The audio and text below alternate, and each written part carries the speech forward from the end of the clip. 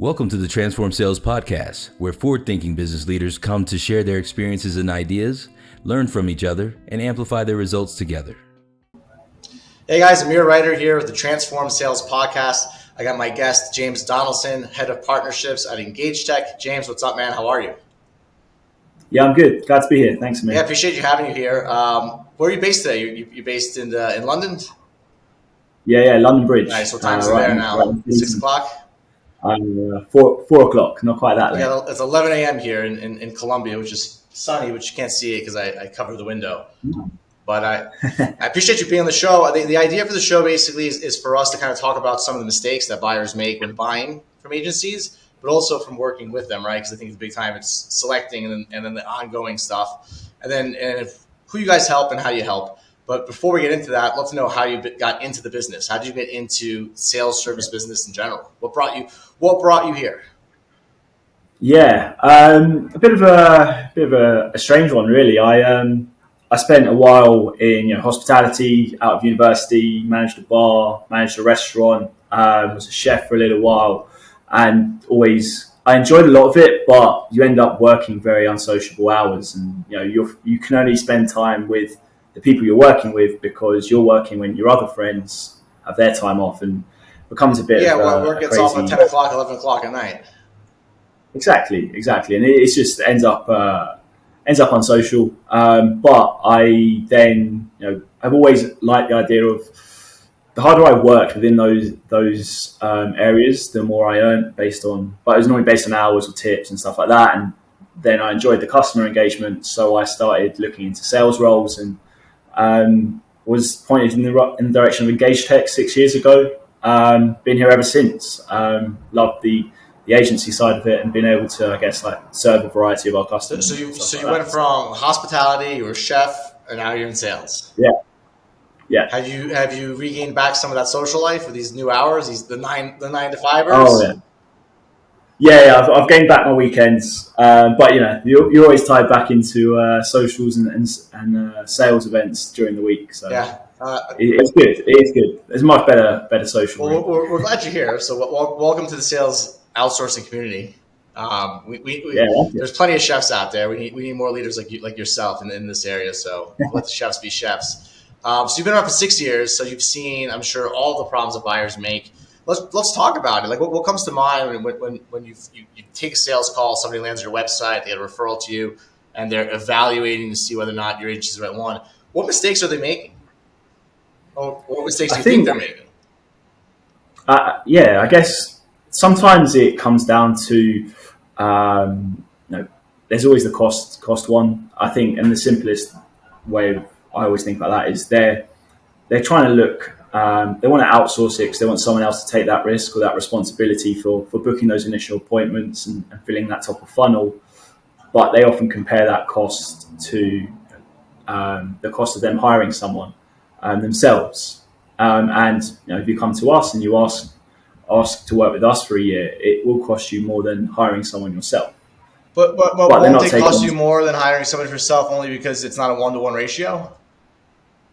Yeah, but it's also the risk and it's the training and the value and all that stuff that they have to put into hiring their own SDR. And there's no guarantee that will work. Actually, it's most likely it won't work, right? Like the data says. Exactly. You don't have to be nice on the podcast, by the way. You can be honest. I'm trying to be nice, I guess. But yeah, it's very hard to do. So that's probably the main thing. I think. So when you say cost, is it not only that they're looking for a low cost, but they don't understand the true cost of hiring internally? Because my understanding is that an account with you guys gets an SDR, a manager, probably a content writer, right, a success team. Yeah. So it's not a 1-to-1 ratio. So why even compare it 1-to-1?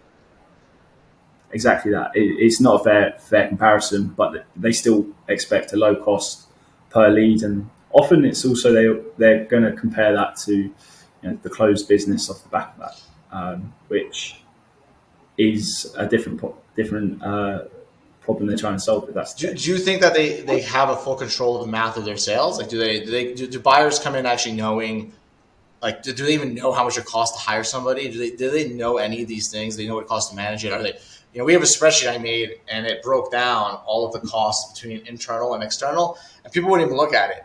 They wouldn't even use it, right? So it's like as if it's like they don't know and they don't care to know. Yeah, exactly. Why do you think that is? There's a lot of. I think it's because sales development is hard to get right, and there's a lot of elements that go into it. But if you're a long-term and experienced salesperson or director, you want those. You think it's as simple as meetings in the diary, and they need to convert. And if you're coming, especially if you're an agency or a company who hasn't tried to build your own sales development model, but then you're going to someone else for that, you probably aren't aware of all the little things and all the little steps that go into that. Yeah, I'm like, let's face it too, most salespeople aren't CFOs, right?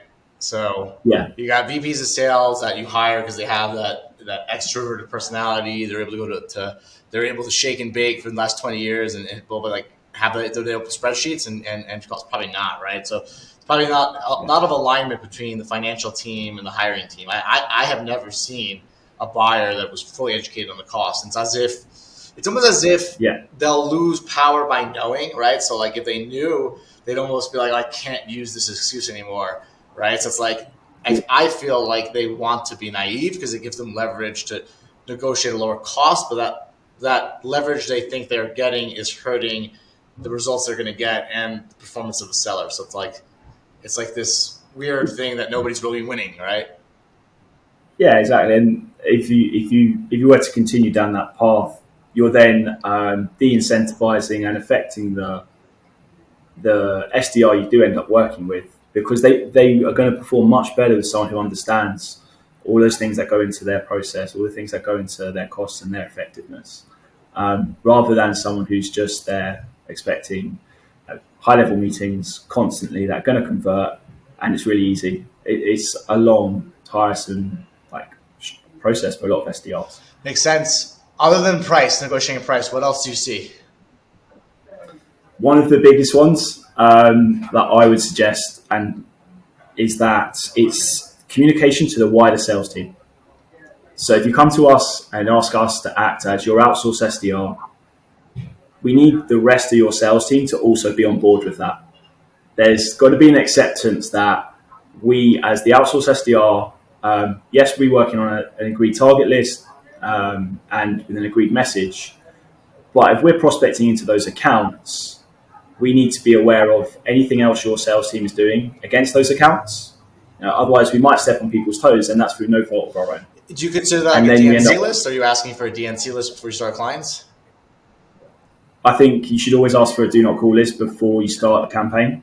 And then I think you need to continue to work with the sales teams that you're actually setting the meetings for, and they need to be very aware of who you are, how you're going to operate, and be giving you updates constantly. So no, this is, and by the way, James, is something that's very consistent between interviewing people. There's and it's hard, right? Because I ask you the mistakes that they make, right? And you immediately you come to one mistake on the buying side, but then you flow into a mistake on the service side, right? Because every leader we talk to is more concerned about what goes on after winning a business versus winning, right? I don't think anybody in the industry really wants to win a customer for 90 days to have them cancel. It's demoralizing. It's a loss of money, right?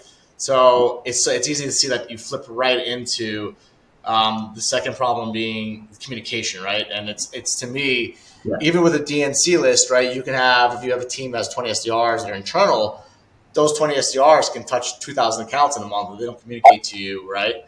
Then there could be some problems. And this happens between you and me internally. It's like friendly fire. It's just that it's friendly fire. It's like they don't, you know what I mean? They absorb it, right? Like, man, it's our fault. Yeah. If it's the agency that does it, it's the agency's fault, right? But how could it be your fault if you weren't told?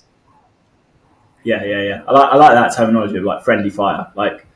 We are on the same team here. We're not going behind. We're not trying to go behind your sales team's back to book meetings so that we can then claim we've hit our targets.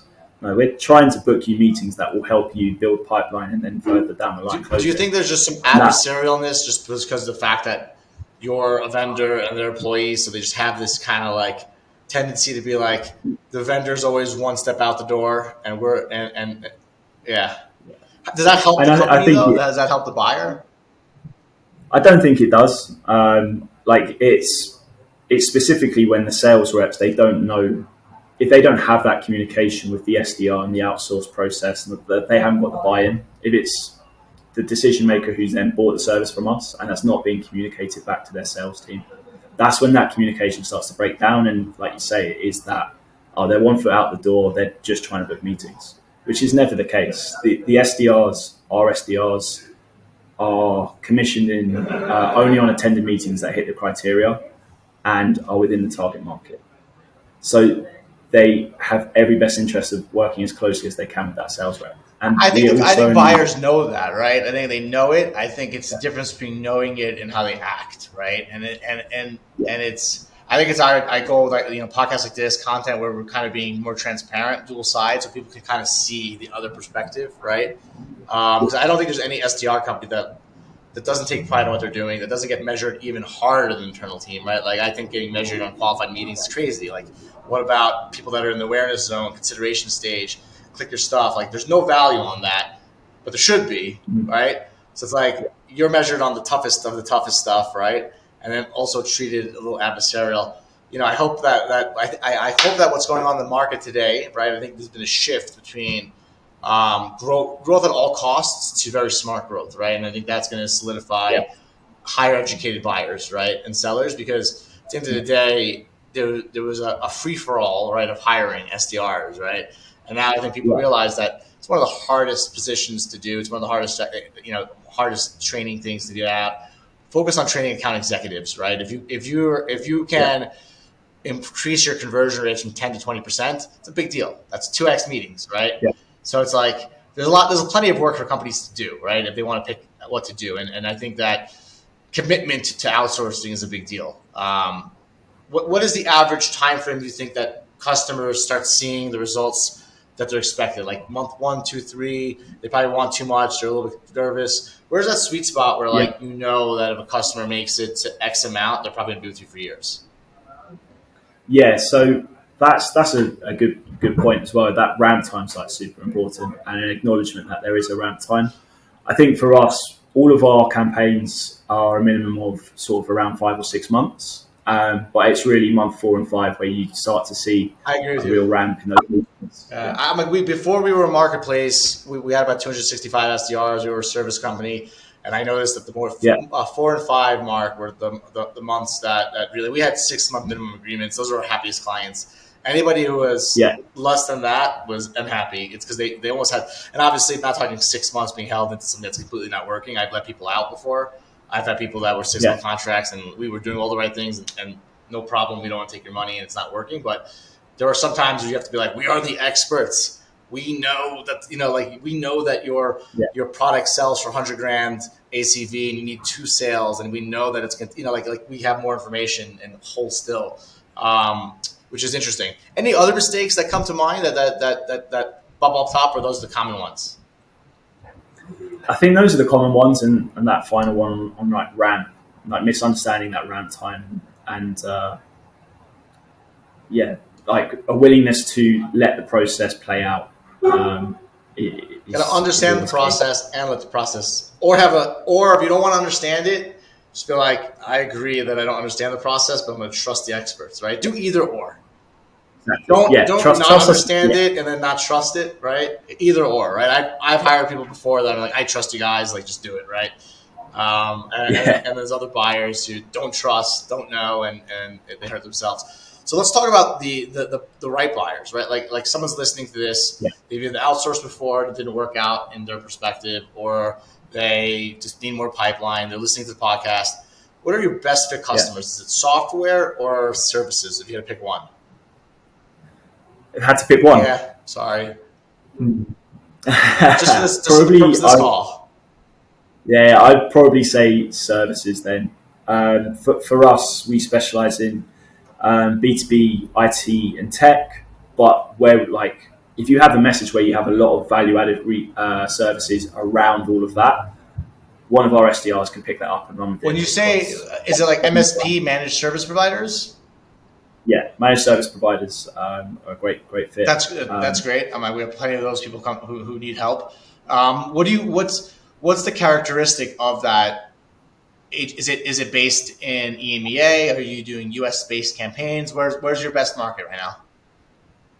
Our best market is EMEA. We've been in the UK for 12 years. We've had an office in Stockholm for 6 years now. But we also do APAC, English speaking APAC, and we can do some US stuff. But EMEA is really like our strongest and our foothold.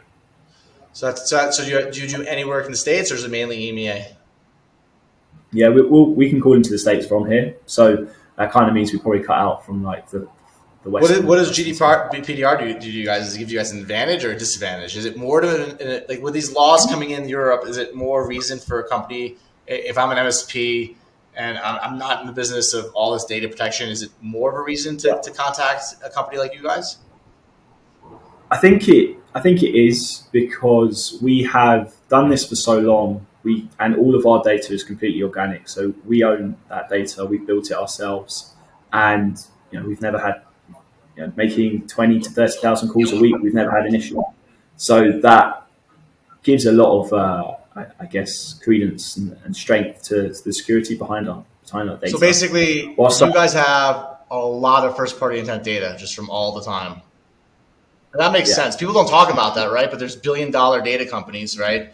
So it's like you're going to work with a $1 billion data company with crappy data, or you're going to hire an agency. How can you compare? How do you compare the cost when you talk about cutting costs, right? The SDRs they hire do not come with 6 years of cleaning data and verifying data. They just don't, right? Exactly. I bet you the data you have is probably as valuable as what you charge. Well, yeah, it is, and it's why we've also been able to do a SaaS product, right? So purely on the data and the fact that we've got that many. You got a SaaS product too. Yeah, we got a SaaS. So you have a SaaS data product built off. Makes sense, right? You fixed the problem, right? The problem was that the data in the area is not the best. Can't reach it, and then by doing it, you built the product itself. That makes lots of sense. Another one of our OSPs, Outbound View, specializes in HR tech and HR personas, and something very similar, and it makes sense. Yeah. Right. Of course. I like that. So can someone come to buy just the data for you as well, right? So somebody listening here, not only can they can buy the data, or they can hire you and have the data included. Exactly that. I'd rather hire you and have data included. Well, yeah, that's normally the best option. It gives you the most security, right? And then help you get it up and running, test messages, make sure everything's in place. And then if you want to hire your own team, we can help you do that, and you can run with the data yourself. Yeah. No, that's awesome. I'm like, we're going to know a lot of people to introduce to you, because that's it's very niched out and very specific, which I like. Where do you think the industry is going? Where do you see this industry going in the next 5-10 years? The sales agency one? Sales agency industry in general. What do you see? What's next for us?